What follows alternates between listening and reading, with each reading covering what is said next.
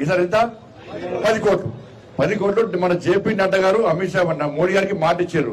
అరే మా కార్యకర్తలు తోపుడు సార్, మీ ప్రధానమంత్రి వాళ్ళకి కష్టపడి పనిచేశారు, ఈసారి 10 కోట్ల సభ్యత్వం చేస్తామని చెప్పి మనందరు నమ్మి మన జేపీ నడ్డా గారు మోడీ గారికి మాట ఇచ్చారు. దానిలో తెలంగాణలో కూడా మనకి ఎన్ని ఓట్లు వచ్చినాయి? మన ఎంపీ ఎలక్షన్స్ 77 లక్షల ఓట్లు వచ్చినాయి. తెలంగాణలో 77 లక్షల ఓట్లు వచ్చినాయి. మరి 77 లక్షల మంది మన నరేంద్ర మోడీ గారిని చూసి, పార్టీని చూసి పూర్తిగా ఓటేశారు కదా, మిమ్మల్ని చూసి ఓటేశారు కదా. మరి 77 లక్షల మంది మెంబర్షిప్ చేయరాదా? మనం చేయొచ్చు కదా.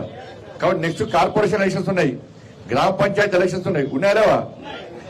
దానిలో గెలవాలంటే మీరు ఏం చేయాలి?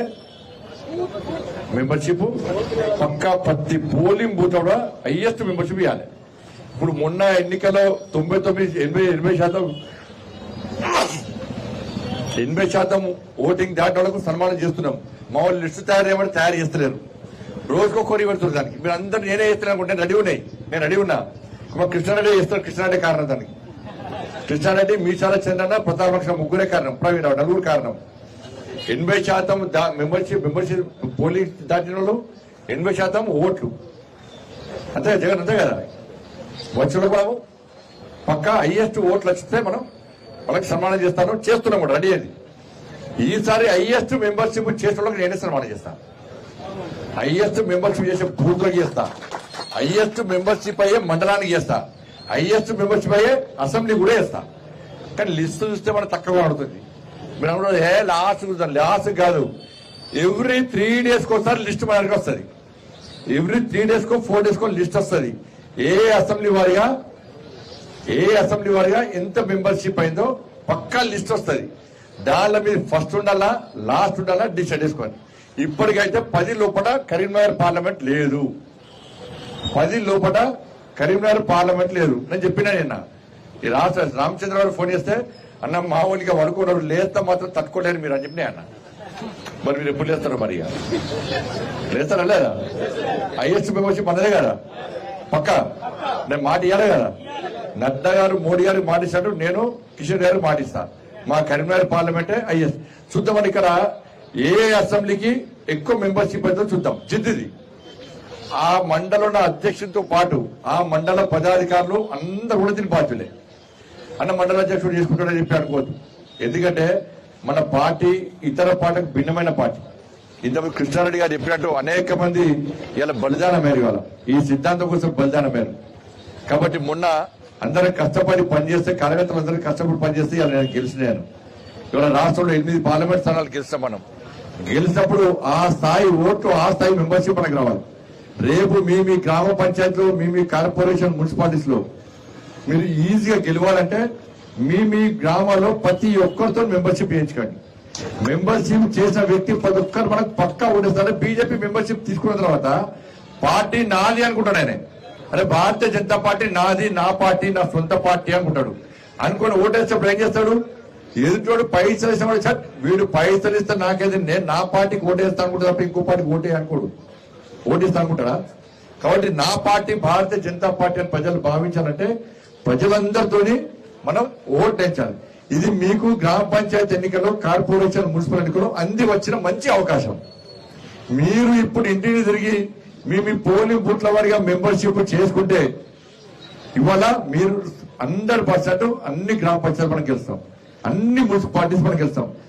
మెంబర్షిప్ ఎవరు ఎక్కువ ఇస్తారో, ఎవరు పార్టీ కోసం కష్టపడతారో వాళ్లకు మాత్రమే టికెట్స్, వాళ్ళకు మాత్రమే. పార్టీ కోసం పని చేసుకుంటే నేను షోపులో వేస్తాను, టికెట్ రావు, టికెట్ అస్సలు రాదు.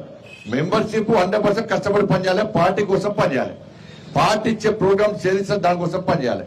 పైరోలు మన నడువాయి, మీకు తెలుసు, పైరోలు నడువాయి పక్కా సర్వే ఇస్తాం.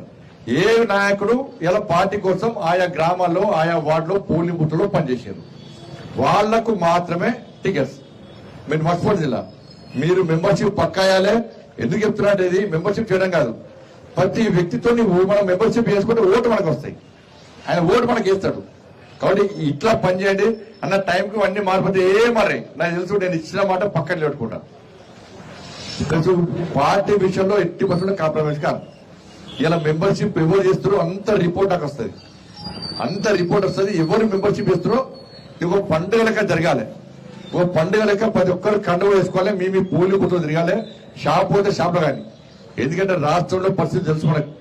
ఇవాళ 2028లో ఇక కాంగ్రెస్ పార్టీ అంటే ప్రజల్లో కూడా విరక్తి స్టార్ట్ అయింది. ఇక బీఆర్ఎస్ పార్టీ అంటే అది అవుట్ అయిన పార్టీ, అది దాన్ని ఎవ్వరు పట్టించుకోరు. ఎందుకంటే ఏం లేదు అంటే కేసీఆర్ యాగాలు చేసి స్టార్ట్ చేసిండు, మళ్ళీ యాగాలు చేస్తున్నాడు. ఇప్పుడు నవగ్రహ యాగం అంట, నేను దశగ్రహ యాగం చేయి, నువ్వే పెద్ద గ్రామమే, అవునా కదా? నవగ్రహ కాదు, దశగ్రహాలు ఉన్నాయి తెలంగాణకు. ఆ దశగ్రహం 10వ గ్రహం ఏదంటే కేసీఆర్ 10వ గ్రహం. అందుకే కేసీఆర్ ఆ గ్రహం చేస్తే, ఆ యాగం చేస్తే మంచిది. ఇప్పుడు ఏంటంటే ఎవరి కోసం యాగం చేయాలి కేసీఆర్? ఖమ్మంలో వర్షాల వల్ల వాళ్ళు ఇబ్బంది పడుతున్నారు, వాళ్ళని మంచి చూసుకోవాలని యాగం చేయాలి. హైదరాబాద్ లో నష్టపోతున్నారు, కరీంనగర్ లో నష్టపోతున్నారు. తెలంగాణ రాష్ట్రంలో వరదల వల్ల నష్టపోయిన రైతుల కోసం, ప్రజల కోసం యాగాలు చేయాలి. దాని గురించి కేసీఆర్ ఫామ్ హౌస్ లో ఉన్నాడు, ఇంతవరకు మాట్లాడలే. అంటే అప్పుడు మాట్లాడలే, ఇప్పుడు అసలే మాట్లాడాడు. ఆయన మళ్ళీ అధికారం రావడానికంటే, ఆయన ఎమ్మెల్యేని కాపాడుకోవడానికి ఇవాళ యాగాలు చేస్తున్నట్టే. ఒక్కసారి యాగాలు చేస్తే తెలంగాణ సరే పూజలు చేయాల్సిందే, పూజలు వ్యతిరేకం కాదు, కానీ ఏ పూజ చేసినా సమాజానికి మంచి ఉండాలి, అందరి గురించి మాట్లాడుకోవాలి. అదే వరదలతో ఫామ్ హౌస్ లో ఉన్నాడు, బిడ్డ బెయిల్ నుంచి బయట రానే యాగం చేస్తాడు. ఇది తెలంగాణ సమాజం అవసరం. మళ్ళీ ఆయన ప్రజలు కూడా కదా రీఎంట్రీ అట, నీకు నో ఎంట్రీ బోర్డు ఎంట్రీ ప్రజలు, మళ్ళీ రీఎంట్రీ ఎక్కడ నీకు? ఇంకా పాలిటిక్స్ లో నో ఎంట్రీ బోర్డు తలిగేసి రాపండి, పార్టీకి నీకు తలిగేసి రాపా. కాబట్టి యాగాలతో మళ్ళీ ప్రజలు నమ్మించే ప్రయత్నం చేస్తున్నారు. బీఆర్ఎస్ పార్టీకి, కేసీఆర్ కుటుంబానికి పాలిటిక్స్ లో నో ఎంట్రీ బోర్డు తెలంగాణ రాష్ట్ర ప్రజలు రాసి పెట్టారు. కానీ కాంగ్రెస్ పార్టీ ఇచ్చిన హామీలు నెరవేర్చలే. ఇవాళ భరోసా, రైతు భరోసా మీద గాని, రుణమాఫీ మీద గాని, ఇవాళ బోనస్ విషయంలో గాని, ఇలా ఎక్కడ కూడా కాంగ్రెస్ పార్టీ 2,500 రూపాయలు మహిళలకు ఇస్తున్నారు, తులం బంగారం ఇస్తున్నారు, స్కూటీలు ఇస్తున్నారు, నోటిఫికేషన్ ఇస్తున్నారు, ఆసరా పెన్షన్స్ ఇస్తున్నారు, రేషన్ కార్డు ఇస్తున్నారు. ఇవి ఇవ్వకుండా ఈ అన్ని దృష్టి మళ్లించడానికి హైడ్రా స్టార్ట్ చేశారు. హైడ్రా పెద్దోళ్ళని కొట్టడానికి మేము వ్యతిరేకం కానే కాదు, కానీ పేదోళ్ళకు కొట్టే ముందు ఆలోచన. టీవీ చూస్తుంటే ఏడుస్తారు ఒక్కొక్కరు వచ్చి పేదోళ్ళు.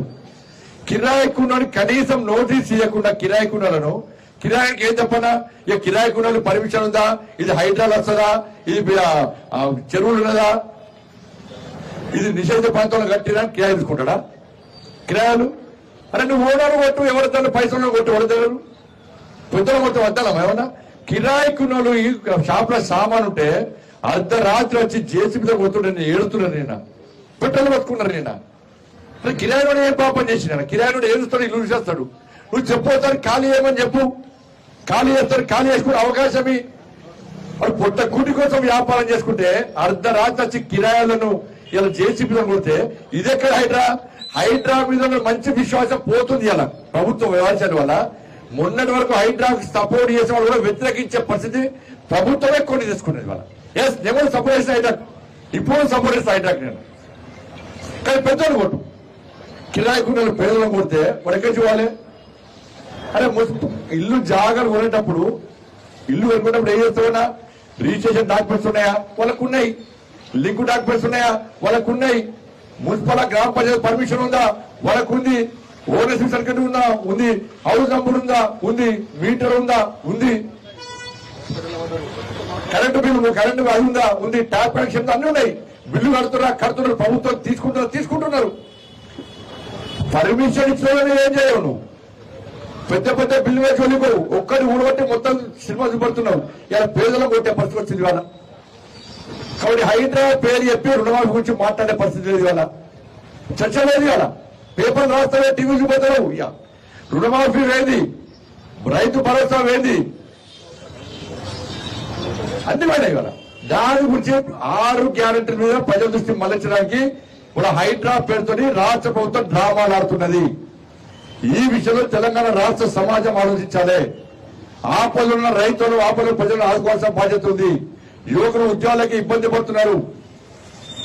కాబట్టి అంత మొత్తం పబ్లిక్ ను ఏదో బ్లఫ్ చేయడానికి ఎలా కాంగ్రెస్ పార్టీ ప్రభుత్వం ప్రయత్నం చేస్తున్నది. కాంగ్రెస్ పార్టీ ప్రజలకు వ్యతిరేకత ఉంది. కాబట్టి ఇవాళ భారతీయ జనతా పార్టీ కార్యకర్తలుగా మనం పోయిన వెంటనే మెంబర్షిప్ చేయడానికి వాళ్ళు సిద్ధంగా ఉన్నారు.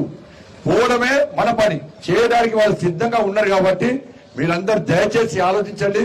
కార్యకర్తలంతా కూడా కరీంనగర్ పార్లమెంట్ లో ఒక ఛాలెంజ్ తీసుకొని, మీరంతా జిద్దుగా తీసుకొని ఇలా సంకల్పం తీసుకొని మనం హైయెస్ట్ మెంబర్షిప్ చేయాల్సిందిగా మీ అందరికీ విజ్ఞప్తి చేస్తూ 3 days కోసం వచ్చే లిస్ట్ నేను చూస్తా ఉంటా.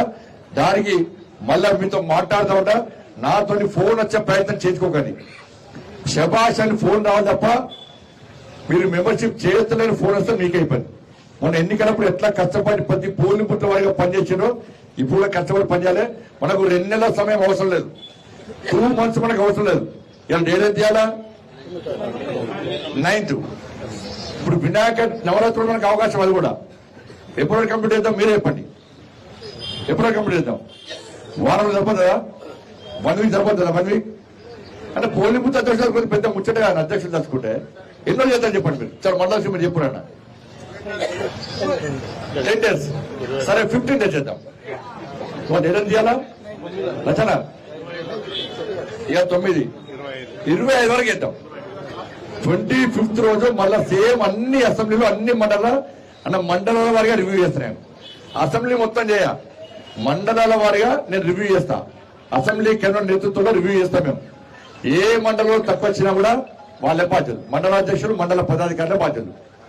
మీరు ఏం చేస్తారో మెంబర్షిప్ పక్క హైయెస్ట్ మెంబర్షిప్ ప్లాన్ ప్రకారం చేయాలి. కండువలు వేసుకోవాలి, క్యాంప్స్ పెట్టుకోవాలి, ప్లాన్ ప్రకారం పోయి ప్రతి ఇంటికి పోయి మెంబర్షిప్ పెంచాలి. ఇది మండలాధ్యక్షులే బాధ్యత. మళ్ళీ చెప్తున్నా, టికెట్స్ పోటీ అంటే పార్టీకి పనిచేసే టికెట్స్, పార్టీకి పనిచేసే శివుడు కూడా వేస్తే ఎన్నికలప్పుడు టికెట్స్ ఇవన్నీ తెలుస్తాయి. ఇవన్నీ కూడా కాబట్టి దయచేసి ఆలోచించండి. మనం హైయెస్ట్ మెంబర్షిప్ ఇవ్వాలి. ఇలా కరీంనగర్ పార్లమెంటు ఏందో మనం ఆ దమ్మేందో చూపెట్టాల్సిన బాధ్యత ఉంది. ఇలా ఇద్దరు వచ్చారు, మంచిర్యాల జిల్లా వచ్చారు, ఆదిలాబాద్ జిల్లా. వాళ్ళ ముందర ఇప్పుడు నేను మాట్లాడక మీరు చేయడానికి వచ్చేది చేస్తారా? పక్క 100%. పక్క ఇక మాట చేయాలి కదా. అందరికీ ధన్యవాదాలు. భారత్ మాతాకి జై.